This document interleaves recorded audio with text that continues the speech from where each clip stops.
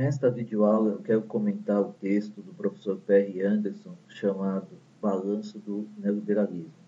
Nesse texto, o professor Perry Anderson procura traçar a origem do neoliberalismo, tratar um pouco das suas ideias e também das suas formas de intervenção. Então, o neoliberalismo é uma doutrina que surge após a Segunda Guerra Mundial. Ela é uma reação ao chamado Estado intervencionista, tanto o Estado socialista quanto o chamado Estado de bem-estar social são tidos como Estado intervencionista, e um dos pais do neoliberalismo foi o economista austríaco Friedrich Hayek, que escreveu em 1944 um livro famoso chamado O Caminho da Servidão. O livro do Hayek ele é contra a limitação dos mecanismos de mercado pelo Estado. Então, a tese defendida no livro é a de que uma intervenção muito grande do Estado, em especial na economia, poderia levar ao que o autor está chamando aí de caminho da servidão, ou seja, a regimes totalitários, a regimes marcados por praticamente zero de liberdade, principalmente de liberdade econômica. E o neoliberalismo, como já está mais ou menos claro, ele vai combater o chamado keynesianismo, as ideias de Keynes. Keynes foi um economista inglês bastante famoso que, embora fosse um liberal, ele vai defender a intervenção do Estado para conter as crises econômicas. Então, o neoliberalismo ele vai combater diretamente as ideias keynesianas, porque o neoliberalismo será contrário à intervenção do Estado na economia. E o neoliberalismo vai fazer toda uma defesa de um capitalismo livre de regras, um capitalismo totalmente sem amarras, sem regras, sem regulação. Vai defender totalmente a chamada ideia do livre mercado. E os neoliberais serão também contra o chamado igualitarismo. Eles vão defender a tese de que uma sociedade muito igualitária terminaria o quê? Destruindo, prejudicando a chamada liberdade de concorrência, levaria a uma certa acomodação da própria classe trabalhadora e, com isso, atingiria, prejudicaria a liberdade de concorrência, o empreendedorismo, quer dizer, a capacidade das pessoas de investirem, de lucrarem, enfim, de quererem enriquecer. Segundo os neoliberais, é esse espírito que movimenta o capitalismo e não a ideia de igualitarismo.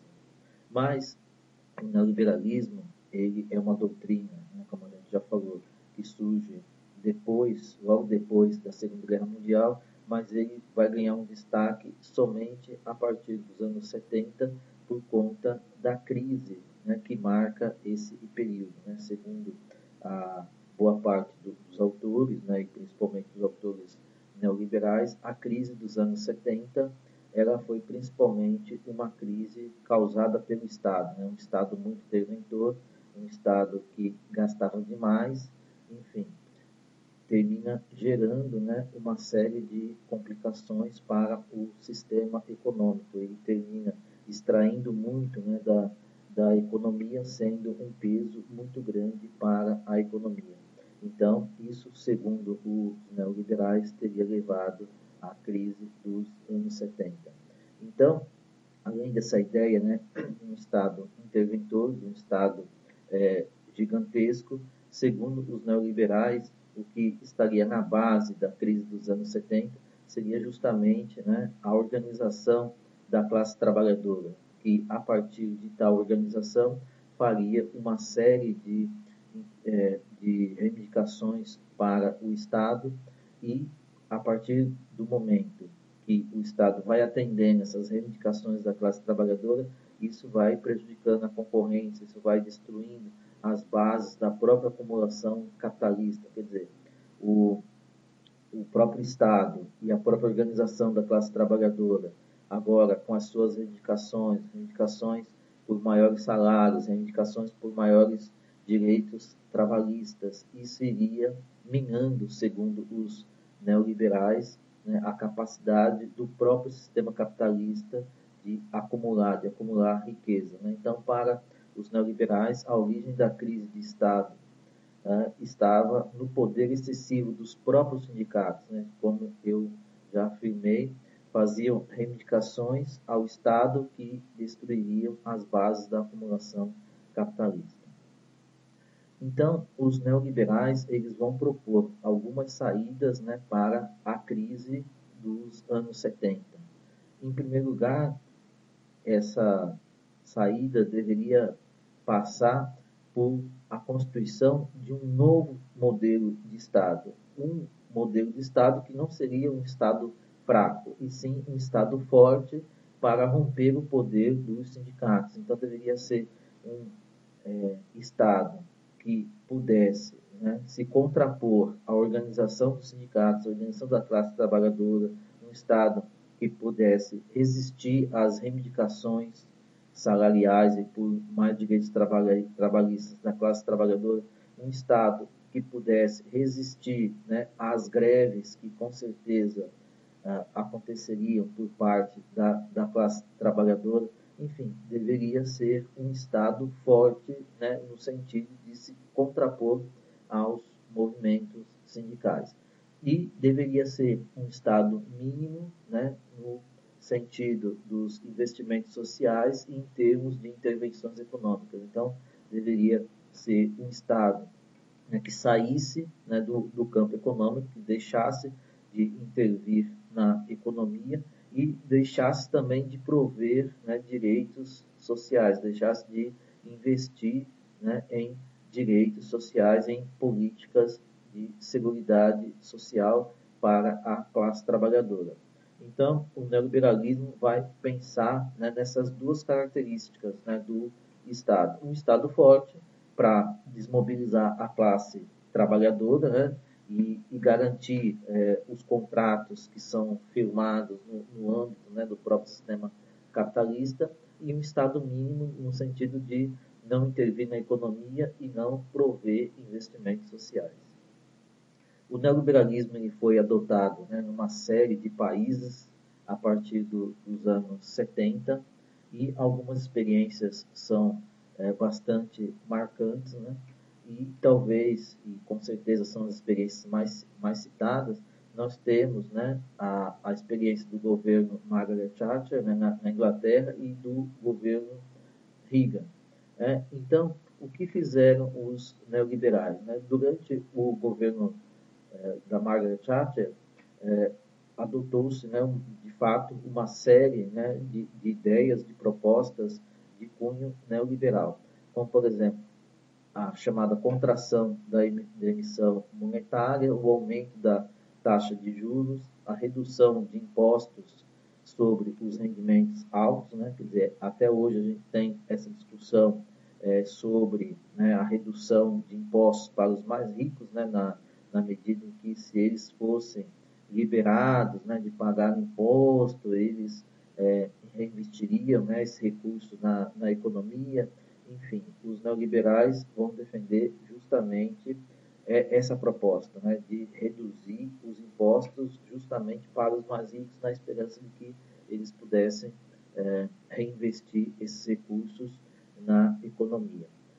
Nesse período também da Margaret Thatcher, eles vão adotar a abolição dos contratos sobre os fluxos, dos controles, melhor dizendo, sobre os fluxos financeiros. Então, essa ideia, né, de que o movimento financeiro deve ser desregulado, quer dizer, o Estado não deve, né, elaborar, não deve fiscalizar, não deve conter, né, o chamado fluxo, né, financeiro, fluxo de capital, ou seja, aqui estamos nos referindo ao chamado sistema financeiro, né? Então, para os neoliberais, esse setor deveria ser totalmente desregulado. Adotou-se também, nesse período da Margaret Thatcher, a elevação dos níveis de desemprego, então, uma política deliberada, né, inclusive do Estado, né, pelo aumento do desemprego, na medida em que os neoliberais vão acreditar que uma certa taxa de desemprego relativamente alta, inclusive, seria bom, né, para o sistema, porque não colocaria a classe trabalhadora, né, na acomodação, né? Então, parece ser uma ideia um tanto quanto dura, né? Mas, de fato, os neoliberais vão dizer que o pleno emprego levaria, né, traria um grande problema para a economia, porque levaria à acomodação da classe trabalhadora. Então, para eles, o ideal seria uma taxa de desemprego relativamente alta, porque, como eu já disse, né, segundo os neoliberais, isso não colocaria, não permitiria que os trabalhadores se acomodassem. Durante esse período também foi adotada a instituição de uma nova legislação antissindical, né? Então, como já referido, né, quer dizer, os neoliberais vão defender o combate, né, à organização dos sindicatos, e durante o governo da Margaret Thatcher, né, houve greves e o governo, né, segurou, né, ou impôs, né, limites aos sindicatos, né, quer dizer, resistiu, né, inclusive a greves extremamente longas, né, durante o período do governo Thatcher. O governo não cedeu praticamente, né, em momento algum, né, à organização dos sindicatos. Durante esse período também houve uma série de cortes, né, em gastos sociais, como defendiam os neoliberais, e a implantação de um amplo programa de privatização. Então, é uma ideia também vinda, né, com a doutrina neoliberal de que, né, o Estado não tem que controlar, não tem que ter nenhuma empresa, né? Então, na medida em que, no período, o Estado controlava empresas, né, inclusive grandes siderúrgicas, né, na Inglaterra eram controladas pelo Estado, né? O Estado deveria promover a privatização, deveria passar o controle dessas empresas para o Estado. Uma curiosidade é o fato de que, como eu falei, vários países adotaram o neoliberalismo, mas uma curiosidade é que a Nova Zelândia adotou um programa neoliberal ainda mais radical do que esse adotado pelo governo Thatcher, né? Porém, na Nova Zelândia, as medidas neoliberais elas foram implantadas por governos trabalhistas, ou seja, governos tidos como governos de esquerda, governos mais associados, né, à classe trabalhadora, né, a ideais de esquerda. Então, a gente vai ver que a doutrina neoliberal, a partir dos anos 70, ela vai transcender até a questão direita e esquerda, né? A gente vai ver que ela vai ser muito adotada, né, por governos de direita, mas ela também vai ser muito adotada, inclusive, por governos de esquerda. E acho que o exemplo mais radical disso é justamente o da Nova Zelândia. Como dito, né, o neoliberalismo também foi adotado pelo governo Reagan, né, nos Estados Unidos, mas num contexto, numa situação um pouco diferente, né, porque ainda vivíamos, né, final dos anos 70, começo dos anos 80, ainda, né, em clima de Guerra Fria, né, na rivalidade Estados Unidos, né, União Soviética. Então havia uma competição militar muito grande, né, entre a União Soviética e Estados Unidos. Não obstante a isso, o governo Reagan ele promoveu uma redução de impostos para os mais ricos, né? Enfim, como eu já disse, essa discussão hoje está ocorrendo, inclusive nos Estados Unidos, né? Eles estão atualmente promovendo, né, redução de impostos para os mais ricos, mas isso já tinha sido adotado pelo governo Reagan. Eles promoveram a elevação da taxa de juros, né? Também reprimiram pelo menos uma grande greve, né, que ocorreu nos Estados Unidos. Só que o governo Reagan não respeitou aquilo que estava também na cartilha dos neoliberais. Ele não respeitou a chamada disciplina orçamentária, quer dizer, ele terminou gastando mais do que arrecadou, por conta, principalmente desse contexto ainda, né, de Guerra Fria, né, de competição militar, em especial competição militar com a Inglaterra, né? Então, os gastos militares durante o período do governo Reagan, eles foram enormes e isso comprometeu, né, a chamada disciplina orçamentária. Voltando ao continente europeu, a gente percebe, então, algo que eu já mencionei, que outros governos de direita praticaram, né, um neoliberalismo, né, enfim, com ênfase aí mais na disciplina orçamentária e nas reformas fiscais e menos em cortes de gastos sociais e enfrentamentos com os sindicatos. Então, o neoliberalismo foi adotado por uma série de países europeus, né, mas nem sempre da mesma forma. Na Inglaterra, ele foi adotado de forma muito mais radical. Em outros países, como dito anteriormente, ele foi adotado, mas muito mais para promover, né, a disciplina orçamentária e tentou um pouco evitar, né, os cortes de gastos sociais, porque, de qualquer forma, cada país, né, tem a sua conjuntura, o seu contexto. Né? Enfim, então, o ideal é sempre analisar caso a caso, mas, de fato, a partir dos anos 70, o neoliberalismo vai ser adotado em uma série de países, em especial países europeus, mas daqui a pouco a gente vai ver que não só, mas, de fato, né, como eu também já salientei, a adoção do neoliberalismo ela transcendeu assim, credos ideológicos. Né? Então, o próprio Perry Anderson vai dizer, né, na sequência, que mesmo governos de esquerda do período, né, como, por exemplo, o governo Mitterrand, né, importante governo socialista na França, né, esses governos de esquerda também foram forçados pelos mercados financeiros internacionais a adotar seu curso dramaticamente, né, ou melhor, a mudar seu curso dramaticamente e se reorientar, né, para uma política de ortodoxia neoliberal, né, enfatizando a questão da estabilidade monetária, a contenção, né, dos gastos, enfim, e o abandono, né, dessa ideia de pleno emprego, né, porque, como já salientado, para os neoliberais, né, uma sociedade com pleno emprego, ou seja, com toda a classe trabalhadora praticamente empregada, né, e com fácil mobilidade, né, para sair do emprego e ocupar outro, isso poderia levar a uma certa acomodação, a uma perda, né, de produtividade, né, porque ao se acomodar a classe trabalhadora produziria menos e, segundo os neoliberais, sempre segundo os neoliberais, isso levaria, né, à ineficiência do sistema capitalista. Então, mesmo governos de esquerda foram forçados, né, a adotar, em menor ou maior medida, né, propostas neoliberais. Inclusive, o importante governo socialista francês do Mitterrand foi forçado a adotar, em alguma medida, né, algumas propostas neoliberais.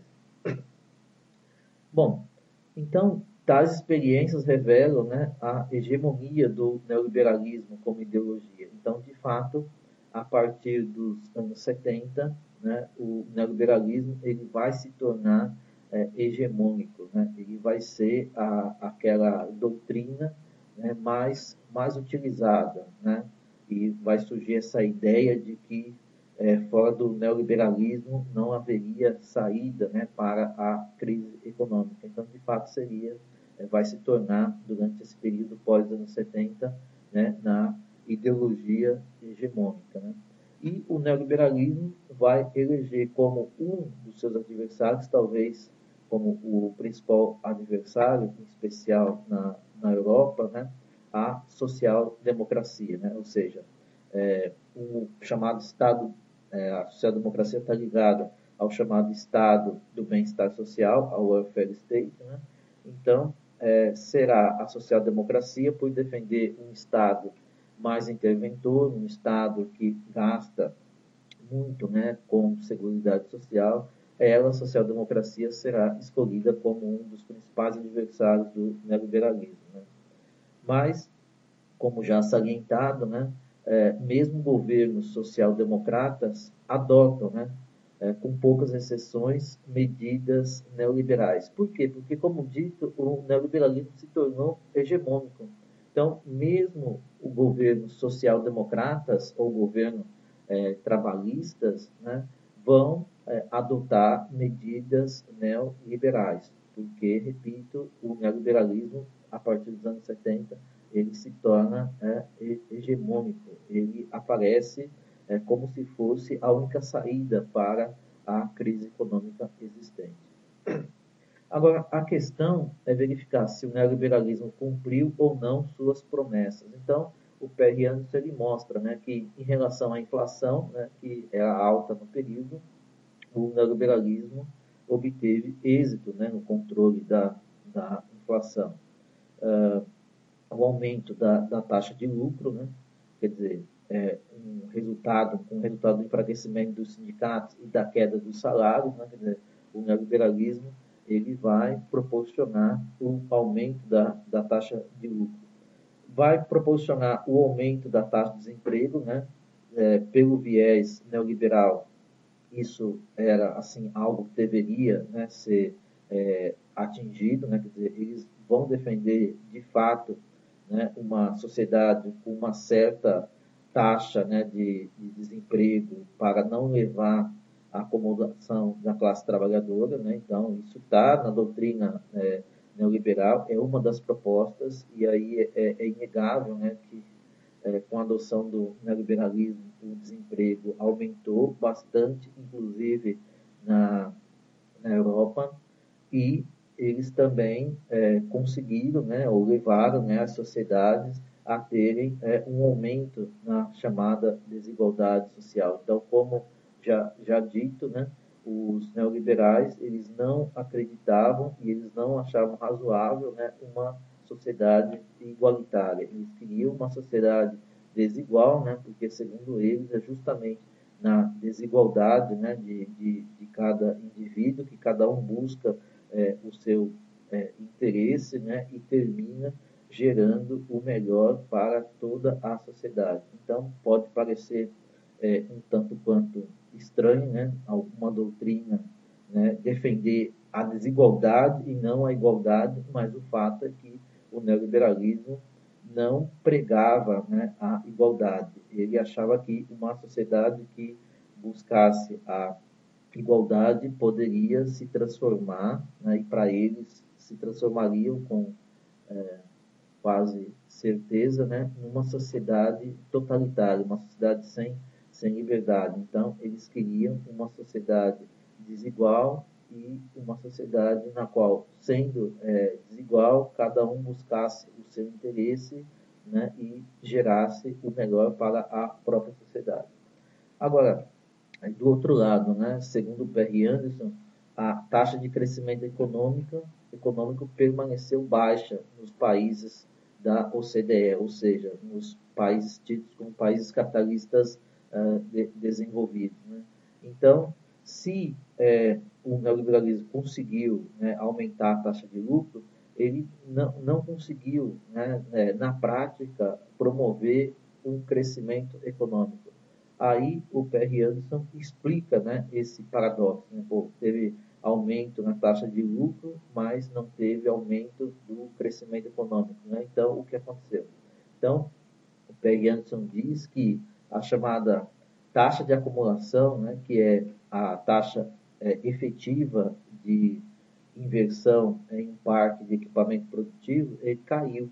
Ou seja, países de capitalismo avançado tiveram uma taxa de inversão, né, uma taxa de reinvestimento na economia de 5,5% nos anos 60, 3,6% nos anos 70 e somente 2,9% nos anos 80, ou seja, uma curva descendente. Então, aquilo que pregava os neoliberais, como por exemplo, redução de impostos para os mais ricos, na esperança de que esses mais ricos reinvestiriam na economia, isso não aconteceu. Quer dizer, a taxa de investimento permaneceu baixa e, como a gente viu, até em declínio, inclusive nos países e principalmente nos países mais ricos. Né? Então, Como explicar tudo isso, né? Então, o Perry Anderson, ele coloca a questão, né? Por que a recuperação dos lucros não levou a uma recuperação dos investimentos? E a resposta dele é que, apesar, né, de você ter mais recursos na mão, né, em especial, evidentemente, dos mais ricos, o que houve com a adoção do neoliberalismo foi um aumento da inversão especulativa em detrimento da produtiva. Ou seja, se passou a priorizar mais o mercado financeiro, a se investir mais em bolsa, a se especular mais, né, com o dinheiro do que a investir propriamente na produção. Então, a partir da adoção das ideias neoliberais, a gente tem esse movimento, né, se corre muito mais para bolsas de valores, para o sistema financeiro, do que para investimentos produtivos, investimentos, né, em fábrica, em geração de empregos, etc. Por quê? Por conta da liberação, né, do sistema financeiro promovida pelo neoliberalismo. E mais, né, apesar das medidas neoliberais, o peso do estado de bem-estar não diminuiu, muito devido ao aumento dos gastos sociais com o desemprego e o aumento com os gastos previdenciários. Então, você acabou, a partir da adoção das ideias neoliberais, né, levando a um aumento muito grande do desemprego. Então, se você tem mais desemprego, o Estado é obrigado a gastar mais, né, para atender às necessidades básicas, mínimas, dessa maior população desempregada, né? E muita gente que podia recorrer, né, à aposentadoria, se aposentar, terminou se aposentando nesse período, o que levou também ao aumento, né, dos gastos previdenciários, né, pelo Estado. Então, o neoliberalismo ele não conseguiu reduzir na prática o tamanho do Estado, né? O que ele reduziu, não gastando por um lado, ele foi obrigado, o Estado foi obrigado a gastar, né, para atender às necessidades mínimas de uma massa muito maior agora de desempregados e também, como eu já mencionei, gastar mais com a questão previdenciária. Enfim, então, o neoliberalismo não conseguiu reduzir, né, o tamanho do Estado. Então, esses dois fenômenos, né, quer dizer, mais inversão, né, no mercado financeiro, mais especulação financeira e a não redução de fato do tamanho do Estado continuou, né, impedindo um investimento maior, né, em produtividade, né, a recuperação dos chamados investimentos e o próprio crescimento da economia. Enfim, então, por esse ponto de vista, o neoliberalismo não cumpriu, né, com os seus objetivos. Enfim, agora, um outro período, né, apesar, né, desse fracasso, digamos assim, do neoliberalismo na Europa, no que diz respeito, né, a atender, né, às suas promessas, nos anos 80, a gente, ou melhor, nos anos 90, a gente vai verificar que o capitalismo entra novamente em recessão, mas não houve, né, nos anos 90 já é um período dominado, né, pela doutrina neoliberal, mas não houve nesse período uma ação ao chamado neoliberalismo, a doutrina neoliberal. Quer dizer, na verdade, o neoliberalismo nos 90 ele vai ganhar um alento, né, uma nova vida. Né? Então, como explicar esse fenômeno? Então, o Perry Anderson ele vai mencionar, né, a vitória agora do neoliberalismo em outras partes do mundo, né, em especial na Europa Oriental e na América Latina. Então, a gente sabe que após a queda do Muro de Berlim, né, o fim do chamado Estado socialista, o neoliberalismo ele vai entrar com força na Alemanha Oriental. Né, e eles os governantes da Europa Oriental serão ainda mais radicais na adoção do neoliberalismo do que foram os governantes europeus, né? Enfim, alguns, o Perry Anderson mostra isso, inclusive alguns governantes vão reclamar, né, de certa leniência, de falta, né, de coragem, né, de governos da Europa Ocidental na adoção da doutrina neoliberal. Então, na Europa Oriental, né, o neoliberalismo vai entrar com muito mais força, né, em especial porque você tem um cenário, né, de terra arrasada, né, de um Estado, bem dizer, falido, né, que é esse Estado que nós vamos encontrar após a queda do Muro de Berlim. E o neoliberalismo ele vai entrar, né, também com muita força na América Latina.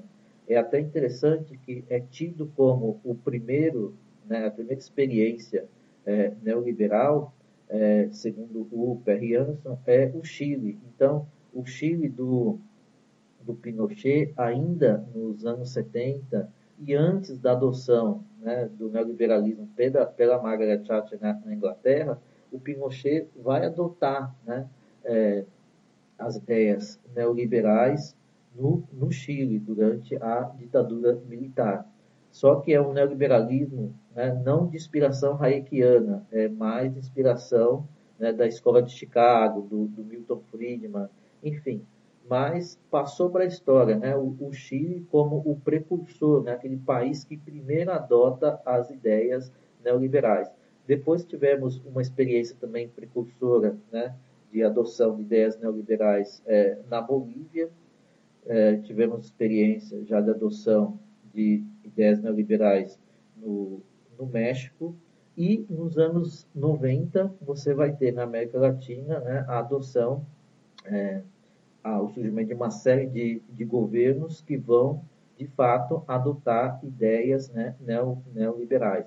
Então, é o caso do Menem, né, na Argentina, é o caso, no Brasil, a gente tem a experiência, né, do Fernando Collor, né, bem no começo dos anos 90, né, uma adoção de propostas neoliberais de forma bem contundente, bem radical, né, que é aquilo durante o governo Collor só não se avançou mais, né, na adoção do neoliberalismo por conta do processo de impeachment que o próprio Collor vai sofrer.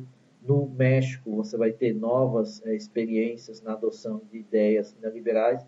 Enfim, nos anos 90, né, a América Latina será um dos grandes laboratórios, né, para a adoção do neoliberalismo. Enfim, então isso vai dar uma sobrevida para o neoliberalismo, um alento, né, como diz o Perry Anderson. Inclusive, né, desse período dos anos 90, né, que aparece o chamado consenso de Washington, ou seja, uma série, né, de, de medidas, né, propostas, né, pelos economistas, né, da escola de Chicago para que os países, em especial os países latino-americanos, adotassem. Né? E essas propostas passavam por privatização, por liberação do comércio, né? Por corte de impostos, de gastos sociais, etc. Enfim, então a doutrina do neoliberalismo será adotada com muita força também pelos países da América Latina, em maior número, inclusive após aí ou durante os anos 90. Mas já tínhamos, né, desde os anos 70, alguma experiência, em especial a experiência chilena como uma das precursoras na adoção de tais ideias. Né?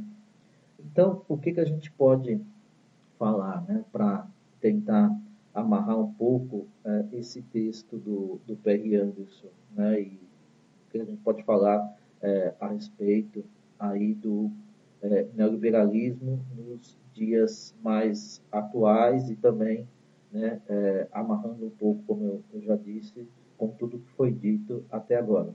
Então, uma das conclusões é a de que o neoliberalismo é um movimento ideológico em escala mundial. Então, as ideias neoliberais elas vão, né, perpassar os países europeus, os Estados Unidos, a Europa Oriental, a América Latina, vão estar presentes também em boa medida, né, nos países asiáticos, enfim, é um movimento, né, de característica de natureza mundial. Ele não fica, né, concentrado em uma única região do planeta.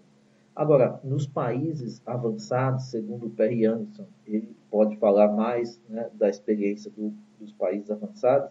Nos países avançados, o neoliberalismo economicamente fracassou. Por quê? Porque ele não conseguiu revitalizar o capitalismo, né, como a gente mostrou. Ele não conseguiu recuperar, né, o crescimento, aumentar o crescimento econômico. E, socialmente, o neoliberalismo criou sociedades marcadamente, né, desiguais, né, sociedades muito mais, embora na Europa, né, estamos falando de uma realidade completamente diferente da nossa, mas se você for comparar a desigualdade antes, né, do neoliberalismo e depois do neoliberalismo, hoje você tem uma realidade, mesmo a realidade europeia, muito mais desigual do que a gente tinha antes, né? Embora, como eu já disse, essa proposta, né, de uma sociedade mais desigual estava, né, demarcada, né, no âmbito aí da cartilha do neoliberalismo. Quer dizer, eles não são, de fato, pela igualdade, eles são mesmo pela desigualdade. E política e ideologicamente, o neoliberalismo alcançou êxito não imaginado por seus fundadores. Então, quando Hayek e os seus seguidores se reuniram pela primeira vez, né, ali no final da Segunda Guerra Mundial, evidentemente eles não imaginavam, né, que o neoliberalismo pudesse ganhar essa proporção, né, quer dizer, se tornou uma, pelo menos por algum tempo, uma ideologia hegemônica, né, ganhou uma repercussão, de fato, uma repercussão mundial. Então, politicamente, ideologicamente, o neoliberalismo, né, ele teve êxito. Na América Latina, né, como nós vimos, né, mais recentemente, houve uma perda, né, de hegemonia das ideias liberais, né, durante aí os primeiros anos do século atual. Então, numa série de países latino-americanos, né, a gente está falando dos anos 2000, assumiram, né, alguns governos de esquerda, né, que de qualquer forma conseguiram, né, conter ou quebrar um pouco, né, a hegemonia das ideias neoliberais. No entanto, se a gente fosse analisar, mesmo nesses governos, né, do início do século atual, a gente sempre vai encontrar a adoção, né, de alguns aspectos, pelo menos, né, das ideias neoliberais, né, durante esses governos. Né? E agora, falando mais do momento atual, né, tudo indica que estamos, né, diante novamente de um ataque do neoliberalismo às poucas conquistas recentes. Né? Então, se a gente for falar do Brasil, a gente está vendo aí uma série, né, de corte de gastos, né, em especial em políticas públicas e na área social propriamente dita. Né? A gente está vendo, acabamos, né, de aprovar uma reforma trabalhista, né, que libera mais, que desregulamenta mais o mercado de trabalho, né? Enfim, estamos aí às voltas com essa discussão sobre a previdência social, né, que não tem como propósito, né, a reforma em si garantir mais direitos, né, melhores condições para a classe trabalhadora, e sim tirar, né, direitos. Né? Então, esse discurso de que o Estado é muito grande, que ele é ineficiente, etc. e tal, a gente vê esse discurso, né, voltando com força total, que é um discurso, né, do neoliberalismo. Então, mesmo na América Latina, somente esse período, né, dos primeiros anos, dos anos 2000, que você teve aí uma certa quebra da hegemonia das ideias neoliberais. Isso não significa que elas tenham desaparecido, né? Elas continuam espreitando. E agora, mais, né, do que no período anterior, né, a gente vê uma retomada, né, uma tentativa de retomada, né, desse jargão, né, colocado pelo neoliberalismo. Então, de fato, o neoliberalismo se tornou uma doutrina mundialmente, né, reconhecida. Enfim, então justamente por isso que a gente tem que saber o que é o neoliberalismo, né, o que ele defende, né, como ele elabora as suas ideias para, se for o caso, resistir, né, a essas ideias, né, contrapor, né, alternativas, e para contrapor alternativas a gente tem que, antes de tudo, né, saber com o que estamos lidando. E, de fato, né, mesmo atualmente, estamos lidando ainda com as ideias neoliberais, que têm uma carga, uma proposta, né, muito contundente. Então, economicamente, politicamente, socialmente, se a gente pudesse aí distinguir onde o liberalismo foi mais marcante, de fato, como já dito anteriormente, ele é mais marcante assim como ideologia, como doutrina, né? Ele conseguiu se apresentar como uma doutrina, um conjunto de ideias, né, para as quais não teria nenhuma alternativa, né? Enfim, e eu não estou dizendo aqui que não há alternativas. Há alternativas, só que o neoliberalismo ele aparece com esse discurso também, né, de que fora do liberalismo não haveria saída para a crise. Então, a proposta aqui foi expor esse texto do Perry Anderson para que a gente conhecesse melhor, né, como pensa, né, como nasce, como age, né, a doutrina neoliberal. Eu vou parar por aqui, agradeço e até uma próxima oportunidade.